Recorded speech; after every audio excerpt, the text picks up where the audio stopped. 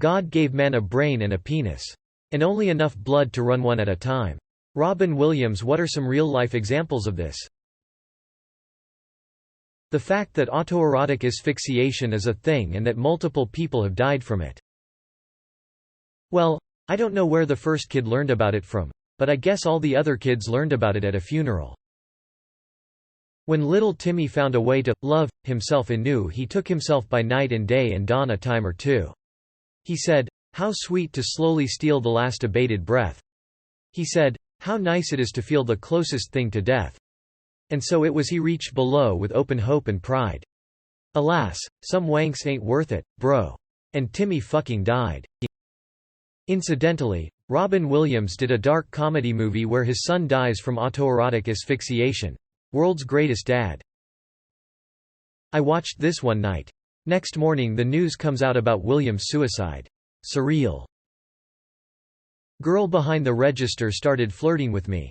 Bluescreened so hard I paid for my groceries but forgot to take them with me, didn't realize until hours later. I was living in a house share with a couple of mates back in uni and my door was right next to the front door. While my mates were out, my girlfriend came over and decided to surprise me with a blowjob while I was gaming. A few minutes into it we hear the keys in the front door and realized she'd left my bedroom door wide open. In a sudden panic and a very blood-deprived brain I picked up a textbook and hurled it at the door. My aim was, in my mind, the book would hit the door and close it. This did not happen, it merely made a very loud bang. My girlfriend stops and stares at me like I'm a moron and my housemates come into my room to see what the noise was. It was like the time I hired that Bangkok prostitute to do my taxes while I fucked my accountant. John McAfee. Whale fucking. No joke. Each year, on Feb 1st, in the Molokai Channel, a few men compete in the world's only whale fucking contest. Humpback whales are easy to fuck for a second or less. World record, 31 seconds. I competed once. Almost got my ribs crushed. Stick with ostriches. Also John McAfee, June 23, 2018 followed with this gem on December 31, 2018 after months of arguing over animal sexual consent after his whale tweet. Enough of the whale fucking is non-consensual bullshit. A humpback whale weighs 70,000 pounds, is 50 feet long, can dive more than a quarter mile and can crush ships with a single swipe of its tail. If a human manages to fuck one, you damn well better believe it's consensual. This guy lived most of his life thinking with one over the other. Overthinking during foreplay and losing an erection. I bought a sex toy for $25 and proceeded to pay $30 for one-day shipping. Me choosing between jerking off to porn and going to sleep. I usually sleep like a baby after a wank. It's such a deep sleep the bus driver has to wake me sometimes when I miss my stop. You know how it's usually a good idea to eat before you go buy groceries? Well, that's why I masturbate before going out in a bar. After a certain age you don't want to be wasting erections like that anymore. When you're young you whack it so that you will last longer. When you're old you don't touch so it will last longer. My first 2 marriages. What the fuck did I just do? Syndrome. Isaac Newton die virgin, he went full brain. Bill Clinton. Until the Lewinsky thing, I thought that oral sex was something involving talking, like sexy story time. I had always wondered why Sir Galahad seemed so excited about it. As a young kid I was excited to report to my parents that I learned what 69 meant. A girl was licking the guy's penis, and the guy was looking at the girl's vagina. I don't know where in the game of telephone, licking became looking, but the record was swiftly corrected. I thought that my version sounded better, and now I'm gay. Like last week when I thought it would be not only convenient, but a good idea to go sleep with the neighbor lady and it turned out she was an actual crazy person that I had to block and now lives on the other side of my living room wall. Don't shit where you sleep. Or something like that. I dated a girl who lives the next house down from me. She hated that I'd tell my friends I was in a long-distance relationship. Middle-aged men blowing up their entire lives for some young strange.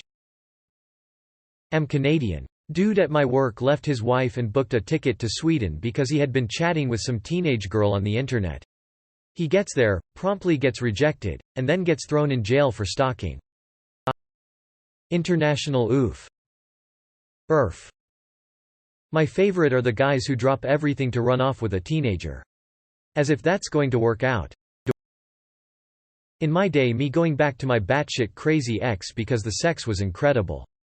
3 different times. Somehow I finally found the testicular fortitude to break the cycle. Edited to say thanks for the awards. College aged. How bad an idea is this on a scale of 1 to 10? 12. Robin Williams cheating on his first wife with, I believe, his kid's nanny. Post-nut clarity. A power so strong, God had to add a cooldown timer. Arnold fucking those housekeepers. What was he thinking throwing away his marriage for a little side action? My BF and I will be having a perfectly normal conversation, then I'll start changing for bed and he just short circuits. Loses his train of thought, completely forgets what he's talking about, and immediately comes to hold me. Every time. He's seen me naked for the last 10 years. I've done a lot of stupid things thinking it would end with my dick in some pussy. My cousin's ex-husband sent dick pics to a 15-year-old girl. It wasn't a 15-year-old girl, but he's still divorced and on the sex offenders register now. Edit. Typo. I never understood the dick pic thing. What do you expect? Damn dude, this is very special penis. I never seen one like this in my life. I have to jump on it right now. I actually did some work on a PhD study into dick pics, and it seems that the non-consensual part was the most important thing for most dick pic sharers. It's more like the flasher in the park, but digitally. For most guys interviewed, there was no serious expectation of sex out of it. That was just a bonus, in their imaginations. But it was more like inflicting their genitals, or often, some dick pics they found on the net, on some unsuspecting but unobtainable woman and feeding off her reaction, whatever it is. It's a sexual power play. At least, that was the conclusion at the part of the study that I saw. Princess Diana's husband cheated on her. Beyoncé's husband cheated on her. Jennifer Garner's husband cheated on her. Lonnie Anderson's husband cheated on her. Maria Shriver's husband cheated on her. Sandra Bullock's husband cheated on her. Vanessa Bryant's husband cheated on her. Eva Longoria's husband cheated on her. Don't forget Jennifer Aniston and Angelina Jolie. The latter one marrying Brad Pitt was not that of a good idea to begin with. If your relationship is the result of an affair, who do you think you are that your partner who already cheated and left his former GF of many years won't do it again? Moral of the story. You can be at the top of your game, regarding career and looks, even on top of the world, and still not be enough for someone else. So the saying goes, when a man marries his mistress he creates a vacancy.